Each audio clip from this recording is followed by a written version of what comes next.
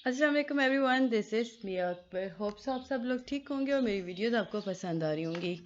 आज ही हम लोग एजुकेशन 6 और 4 का लेक्चर नंबर 9 कर रहे हैं। 9, 10 हम 2 लेक्चर्स आज कवर कर देंगे। मुझे उम्मीद है कि आपको पिछले सारे लेक्चर्स समझ आ चुके होंगे। तो चलिए जी अपनी वीडियो करते हैं स्टार्ट। लेसन नंबर 9 है लिटरेसी इन कंपैरेटिव एजुकेशन। अच्छा, ये जो लेसन नंबर 9 है आपका और लेसन नंबर 10, ये आपके MCQs यानी ऑब्जेक्टिव वाइज काफ़ी ज़्यादा इंपॉर्टेंट है। इसमें आपके मैक्सिमम MCQs आए हैं, तो इसे काफ़ी गौर से सुनिएगा, एंड तक देखिएगा, समझिएगा, ताकि आप आसानी से पेपर को अटेम्प्ट कर सकें। टॉपिक 49 में सबसे पहले जो हमारे पास MCQs आता है ना कि a report is publish annually by PSLM survey is known as economic survey of Pakistan. तो याद रखिएगा, इसे इकोनॉमिक सर्वे ऑफ पाकिस्तान कहते हैं। 2014 और 2015 हमारे पास दो मतलब सालों की हमारे पास रिपोर्ट्स मौजूद हैं। That is 2014 and 2015। अब ये जो इसकी जो ऑफिशियल डॉक्यूमेंट्स होती हैं ना, वो government of Pakistan ministry of education के पास होती हैं। इस रिपोर्ट के तहत हमें बताया गया कि जो लिटरेसी रेट ऑफ पॉपुलेशन है 10 साल या उससे ज़्यादा का, वो है 58%। याद रखिएगा, 10 साल या उससे ज़्यादा से 58% है। अब हम अगर देखें ना प्रोविंस वाइज, तो हमारे पास आता है पंजाब के अंदर 52% in rural and 75% in urban areas. इसी तरह 70% मेल्स हैं और 51% फीमेल्स हैं। तो अगर हम प्राइमरी इनरोलमेंट देखें तो 98% है हमारे पास पंजाब के अंदर, मतलब पंजाब के अंदर एजुकेशन काफ़ी बेहतर है। ऑन द अदर हैंड अगर हम सिंध के अंदर देखें तो हमारे पास 41% इन रूरल हो जाता है और 78% अर्बन हो जाता है। इसमें अगर हम देखें तो 72% मेल हैं जो एजुकेशन हासिल कर रहे हैं और फीमेल्स की तादाद 47% है, यानी काफ़ी ज़्यादा कम है बनिस्बत पंजाब के। तो इस तरह इनकी प्राइमरी इनरोलमेंट अगर हम देखें तो ये 79% है, यानी कि काफ़ी ज़्यादा कम है पंजाब के। आपने कंपैरिजन भी करना होता है तो ये याद रखिएगा, इनकी परसेंटेज आपने याद रखनी है।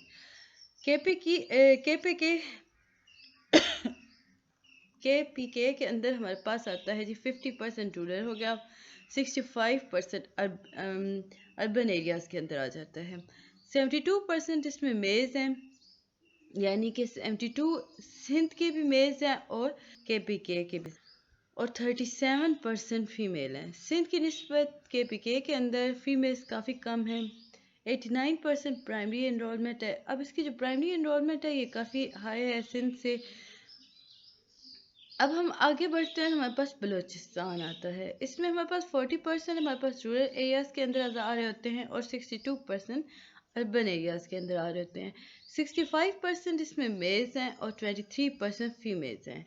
तो टोटल इसका बना 69% प्राइमरी इनरोलमेंट। तो ये हमारे पास बलूचिस्तान का था। टॉपिक 50 है, इसमें हमें जो चीज़ इंपॉर्टेंट बताई गई, that is number of enrolment increase from 38.5 million to 40.1 million, an increase of 4.2%। अब अगर हमसे आपसे कहा जाता है कि जी बताएं जी इनरोलमेंट के अकॉर्डिंग इंक्रीज कितना हुआ 38.5 मिलियन से, तो सिंपल सी बात है, आपके पास ऑप्शंस में होता है 40.1 मिलियन। अब 40.1 मिलियन आपको नजर आएगा, आप फौरन से टिक कर दें। अदरवाइज आपसे किया ये भी कहा जा सकता है कि परसेंटेज वाइज बात बताएं कि कितना इंक्रीज हुआ ना। तो जो अगर परसेंटेज वाइज हम बात करेंगे तो वो 4.2% होता है। There is an increase 1.7% in number of institution as come up. अब अगला अगर आपके पास क्वेश्चन आता है कि इंस्टीट्यूशंस कितने ज़्यादा इंक्रीज हुए हैं, उनकी परसेंटेज हमारे पास आती है 1.7%। यानी कि अगर हम इंस्टीट्यूशंस की बात करते हैं तो 1.7% से। लेकिन ऑन द अदर हैंड अगर हम टोटल एनरोलमेंट की बात करते हैं तो दैट इज़ 4.2%।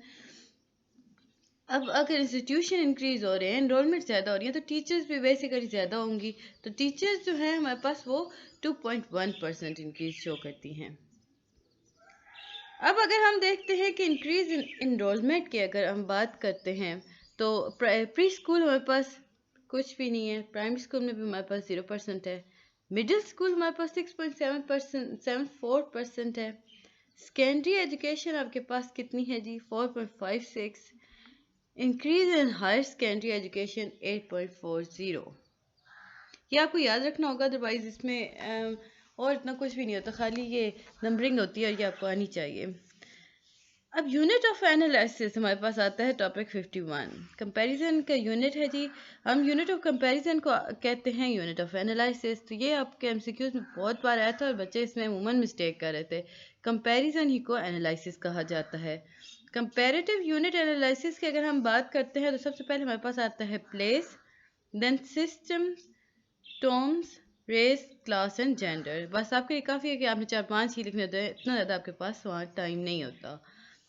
अब आपके अकॉर्डिंग है कि आप इसमें प्लेस को रखते हो, सिस्टम को रखते हो, वैल्यूज़ को रखते हो, कल्चर को रखते हो, जो दिल चाहे आप रख लो। बस 4-5 आपको पॉइंट्स पता होने चाहिए कंपैरेटिव यूनिट ऑफ एनालिसिस के। इसके बाद ही हमारे पास आता है प्री रिक्विजिट।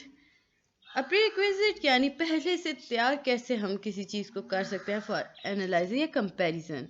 तो सबसे पहले हम क्या करते हैं, या रिसर्चर्स क्या कर रहे होते हैं, वो इंटरप्रिटिव कर रहे होते हैं, यानी कि वो जो रिसर्चर्स होते हैं वो समझने की कोशिश कर रहे होते हैं कि आया ये इशू कैसे हुआ, इसके बिहार पे क्या वर्क हो रहा था और क्या चीज़ चल रही थी। तो ये सारी चीज़ें वो देख रहे होते हैं। This kind of research is always qualitative. अब ये जो रिसर्च हमारे पास आती है ये हमेशा क्वालिटेटिव होती है। सेकेंड है कैजुअल एनालिटिक, यानी कि यहाँ पे रिसर्चर्स क्या करते हैं, वो डिफरेंट वेरिएबल्स को देखते हैं, वो इंटरेक्ट करते हैं एक दूसरे के साथ और एक एनालिसिस को लेके सामने आते हैं। तो इसे हम कैजुअल एनालिटिक कहते हैं। अब इसके प्री रिक्विजिट क्या हैं? Establish parameter, focus on underlying context of commonality और डिफरेंसेस, यानी कॉमन चीज़ों और डिफरेंस के दरमियान जो हमारे पास फोकस करते हैं वो सारा इसमें आ जाता है। Emphasise career relevance. इसके बाद टॉपिक 52 है जी, आपके पास आता है search for underlying similarities, identifying career relevance to phenomena और फॉर्मुलेटिंग जनरल एक्सप्लेनेशन। इसके बाद ही हम देखते हैं basis model of for understanding comparative study. अब इसने किस चीज़ के बारे में बात की थी? इसने कहा था कि ये डिस्क्रिप्शन के बारे में बात की थी, इंटरप्रिटेशन के बारे में बात की गई थी, जक्सटापोजिशंस के बारे में बात की गई और कंपैरिजन के बारे में बात की। अब जब हम बात करते हैं डिस्क्रिप्शन की तो इसमें क्या आता है, देखिए अगर मैं कहूँ कि फॉर एग्जांपल जो रिसर्चर्स हैं वो डिसाइड करते हैं कि पेडागोगिकल डेटा पे हमने वर्क करना है या नहीं।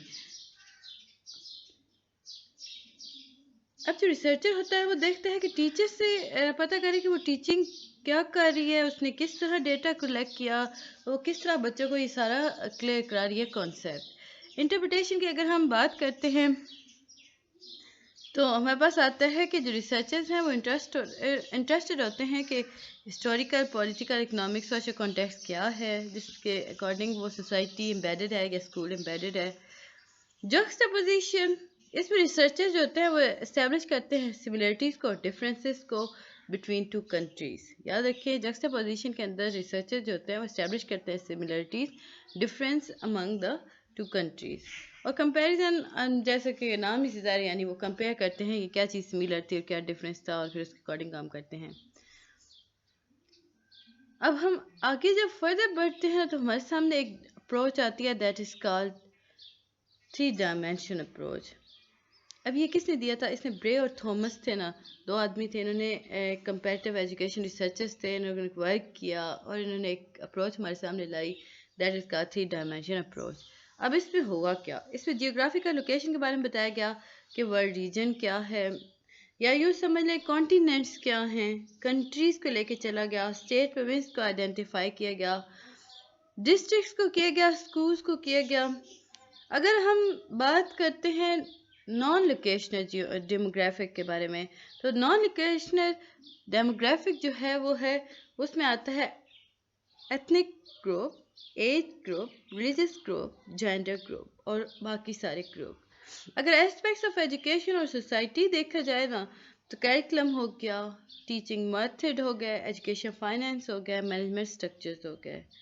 Comparative special dimension can be, तो हम अगर कंपैरेटिव स्पेशल डायमेंशंस देखते हैं तो हमारे पास आती हैं जियोग्राफिक, सोशल कल्चर, पॉलिटिकल और इकोनॉमिक आगाही, कल्चर, साइबर फेस। आप लोग सिंपल सिंपल 4-5 पॉइंट्स याद रखा करो जो काफ़ी होते हैं आपके लिए। रीजनल इकोनॉमिक ब्लॉक हमारे सामने आता है जी। इसमें हम देखते हैं तो वेस्ट और सेंट्रल यूरोप के बारे में बात की जा रही होती है, नॉर्थ अमेरिका के बारे में बात की जाती है, साउथ एंड ईस्ट एशिया के बारे में बात की जाती है और साउदर्न अमेरिकन के बारे में बात की जाती है। अब इसमें रिसर्चर्स क्या करते हैं, वो देखते हैं इन मुल्कों के अंदर इनके पॉलिटिकल डेलिब्रेशन के अंदर, लाइक यूरोप की हो गई, यूरोपियन यूनियन की हो गई, एपिक की हो गई, ओसी ओसीडी की हो गई। तो ये सारी ऐसी होती हैं जिन्हें रिसर्चर्स बहुत बारीक बीनी से देख रहे होते हैं। तो ये था लेक्चर नंबर 9। जल्दी से लेक्चर नंबर 10 की तरफ भी चले जाते हैं। लेक्चर नंबर 10 शुरू करने से पहले काइंडली मेरे चैनल को लाइक और सब्सक्राइब ज़रूर कर दिया करें। वीडियो पसंद आती है तो कमेंट करें, नहीं पसंद आती तो भी लाइक और डिसलाइक का बटन लाजमी प्रेस किया करें ताकि मुझे पता चल सके कि मैं इसमें और किस तरह इम्प्रूव कर सकती हूँ। मैं इसे आपके लिए और सिंपल बनाऊंगी, बट आप लोग रिस्पॉन्स ही शो नहीं कर रहे होते हो। सिंपल 2-3 व्यूज़ आ रहे होते हैं और उसके बाद आप लोग रिक्वेस्ट तो बहुत ज़्यादा कर रहे होते हो, जब मैं वीडियो बनाती हूँ तो देखती नहीं हो। ये गलत बात है ना, प्लीज़ देखा करो। टॉपिक 55 है level of geographical entities are. अब देखिए ये ऐसे नहीं है कि मैं बस पढ़ती जा रही हूँ, अंडरलाइन करती जा रही हूँ, बिल्कुल भी ऐसा नहीं है। मैंने आज तक जितनी भी वीडियोस बनाई हैं ना, इनके पीछे मैंने बहुत ज़्यादा वर्क किया है। मतलब मैं आप लोगों के लास्ट 10 years के पेपर्स देख रही होती हूँ, उनके अंदर से आपके MCQs शॉर्ट लॉन्ग सारे चेक कर रही होती हूँ, उन्हें हाईलाइट कर रही होती हूँ। इवन आप लोग के जो आ रहे होते हैं क्विज आ रहे होते हैं वो भी देख रही होती हूँ। मतलब काफ़ी ज़्यादा दिमाग लगाती हूँ, तब जाके आपके लिए इतनी बेहतरीन वीडियो लाती हूँ। तो काइंडली मेरे चैनल को लाइक और सब्सक्राइब ज़रूर किया करें। अब देखते हैं G level of geographical entities are. सबसे पहले वही बात दोबारा हमें बताई गई कि क्लासरूम हो गया, स्कूल हो गया, डिस्ट्रिक्ट हो गया। तो ये याद रखिएगा, अगर आपसे क्वेश्चन आता है कि डिफाइन करें जी लेवल ऑफ जियोग्राफिकल एंटिटीज़ क्या हैं। सबसे पहले हम वर्ल्ड कॉन्टिनेंट की बात करेंगे, सेकंड हम कंट्रीज़ की बात करेंगे, थर्ड हम स्टेट और प्रोविंसेस की बात करेंगे, फोर्थ हम क्लासरूम की कर सकते हैं, स्कूल की कर सकते हैं, डिस्ट्रिक्ट की कर सकते हैं। तो ये सारी बातें इसमें आ जाती हैं।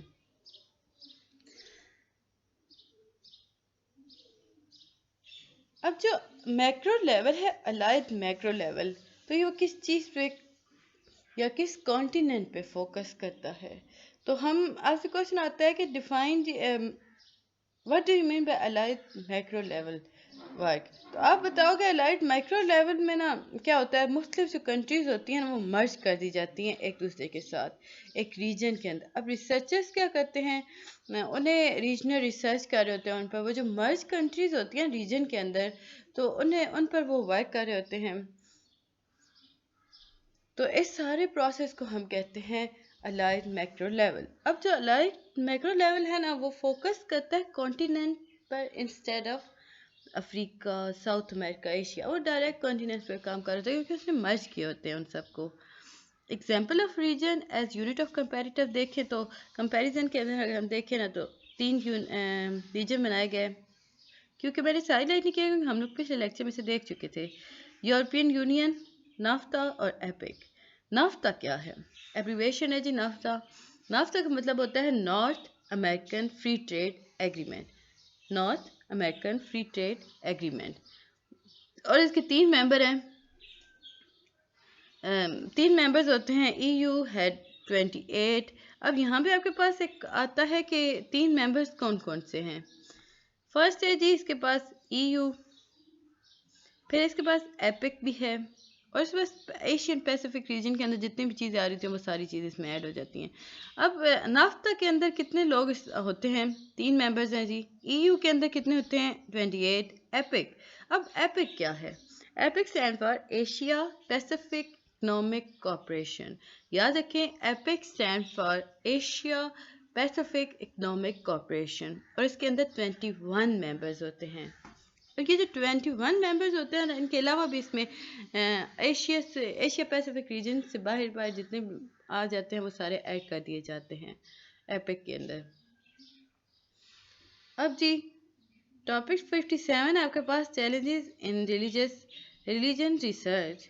तो इसमें आपके पास क्या क्या चीज़ें आ रही हैं। मिडिल ईस्ट और नॉर्थ अफ्रीकन रीजन के अंदर आपके पास आती हैं 21 कंट्रीज़, अब जिन्हें ग्रुप किया गया है वर्ल्ड बैंक की तरफ से, और ये कब हुआ था 2013 के अंदर। इसमें ह्यूज डाइवर्सिटी पाई जाती है इन कंट्रीज़ के अंदर। अब फॉर एग्जांपल अल्जीरिया के पास ना 38.5 मिलियन पीपल हैं, जो कि 919595 स्क्वायर माइल्स पर फैले हुए हैं। अगर इसी ब्लॉक के अंदर हम बात करें बहरीन की, बहरीन के अंदर 1.3 मिलियन है, जो कि 267 स्क्वायर मील पर माइल्स पर फैले हुए हैं। तो इस तरह इन्हें मर्ज किया क्या देखा नहीं गया, इसमें ये बहुत बड़ी डिससिमिलरिटीज़ हमारे पास आई। इकोनॉमिक्स के अंदर भी, फीड के अंदर भी डिफरेंस पाए गए थे। यूएई का जो जीडीपी है ना, वो अमेरिकन अगर डॉलर बात की जाए ना तो 42,384 है, और यमन की अगर हम जीडीपी देखें तो वो $2,485 हैं। इसके बाद ही हम टॉपिक 58 की तरफ जाते हैं, तो इसमें हम देखते हैं country as unit of analysis. A dominant unit of analysis country कहलाती है। नेशन क्या है? देखिए, नेशन जो है वो एक ग्रुप ऑफ पीपल है जिसमें कॉमन कल्चर होता है, टेरिटरी होती है, वो बाउंड करते हैं स्ट्रॉन्ग सेंस ऑफ यूनिटी को, और शेयर करते हैं बिलीफ और कस्टम को। आगे बढ़ने से पहले काइंडली मेरे चैनल को लाइक और सब्सक्राइब ज़रूर कर दें। वीडियो पसंद आती है तो कमेंट करें। तो ये था जी लेक्चर नंबर 10। मुझे उम्मीद है कि आपको पसंद आया होगा। मिलते हैं जी नेक्स्ट वीडियो में, तब तक के लिए अल्लाह हाफिज़।